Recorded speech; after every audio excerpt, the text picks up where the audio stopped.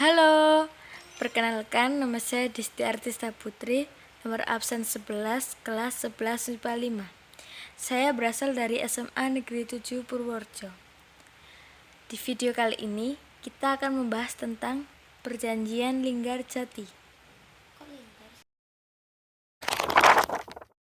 Nah, berikut ini pengertian. Pengertian Perjanjian Linggarjati atau kadang disebut Perundingan Linggarjati adalah suatu perjanjian antara Indonesia dan Belanda di Linggarjati, Jawa Barat, yang menghasilkan persetujuan mengenai status kemerdekaan Indonesia. Kalian pasti bertanya-tanya nih, apa sih yang melatar belakangi terjadinya Perundingan Linggarjati ini? Berikut adalah latar belakangnya. Masuknya Afne yang dipunyai Nika ke Indonesia karena Jepang menetapkan status quo di Indonesia, sehingga menyebabkan terjadinya konflik antara Indonesia dan Belanda, seperti contohnya peristiwa 10 November. Selain itu, pemerintah Inggris menjadi penanggung jawab untuk menyelesaikan konflik politik dan militer di Asia. Oleh sebab itu, Sir Archibald Clarke, diplomat Inggris, mengundang Indonesia dan Belanda untuk berunding di Hoge Veluwe. Tetapi perundingan tersebut gagal karena Indonesia meminta Belanda mengakui kedaulatannya atas Jawa, Sumatera, dan Pulau Madura. Tetapi Belanda hanya mau mengakui Indonesia atas Jawa dan Madura saja. Waktu dan tempat. Berikut adalah waktu dan tempat pelaksanaan Perundingan Linggarjati. Perundingan Linggarjati diselenggarakan di Desa Linggarjati pada tanggal 11 sampai 13 November. Perundingan ini merupakan perundingan pertama yang mencapai hasil sebuah perjanjian dari serangkaian perundingan yang dilakukan oleh Republik Indonesia dengan pemerintah Belanda. Isi perundingan. Perundingan Linggarjati menghasilkan hal-hal sebagai berikut. Yang pertama, Belanda mengakui secara de facto wilayah Republik Indonesia, yaitu Jawa, Sumatera, dan Madura. Yang kedua, Belanda harus meninggalkan RI paling lambat tanggal 1 Januari 1949. Yang ketiga, pihak Belanda dan Indonesia sepakat membentuk negara RIS.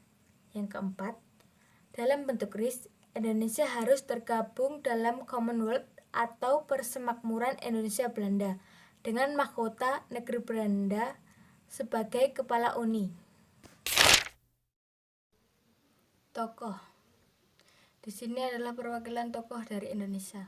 Yang pertama ada Sultan Syahrir sebagai ketua, yang kedua ada Aka Gani, yang ketiga ada Susanto Tirto Projo, dan yang keempat ada Muhammad Rum. Dan di sini ada perwakilan dari Belanda. Yang pertama adalah Wim Merhorn, yaitu sebagai ketua. Yang kedua ada H.J. van Mook. Yang ketiga ada Mark van Poel. Dan yang keempat ada F. de Beer. Dan kemudian dari Inggris yang diwakilkan oleh Lord Killorn. Jalannya perundingan. Nah teman-teman, selanjutnya ini ada video Perundingan Linggarjati. 25 maart 1947, een historische dag in de geschiedenis van de Nederlandse en Indonesische volkeren. In Batavia werden in allerlei versieringen aangebracht toen bekend werd dat het akkoord van Linggarjati zou worden ondertekend.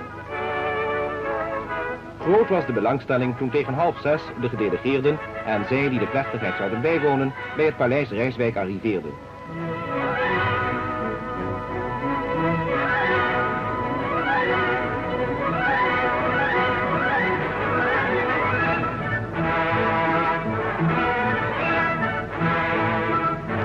De ondertekening van dit verdrag. Dalam perundingan ini, Indonesia diwakili oleh Sultan Syahrir, Belanda diwakili oleh tim yang disebut Komisi Jenderal dan dipimpin oleh Wim Merhorn dengan anggota H.J. van Mook dan Lord Killorn dari Inggris yang bertindak sebagai mediator dalam perundingan ini. Sultan Syahrir en Dr. van Mook. Van de Indonesische delegatie. Een geweldige taak is voor ons samen weggelegd. Uw voorzitter heeft onlangs het wijze woord gesproken dat het daarbij niet gaat om de vraag van formules in de eerste plaats, maar wel of men bereid is elkander enig krediet te geven. Dengan penandatanganan persetujuan Linggajati ini sekarang berlaku suatu kejadian yang besar artinya, serta akan besar pula akibatnya. Wanneer de handtekeningen die zo even zijn gezet in de historie de betekenis zullen hebben welke de ondertekenaars ervan hopen, dan vormt de ceremonie van vanmiddag het einde van een tijdperk. De tijd van twist en van onderhandeling is voorbij. Jadi setelah berjalannya perundingan, terjadi juga pelanggarannya nih teman-teman. Berikut adalah pelanggarannya.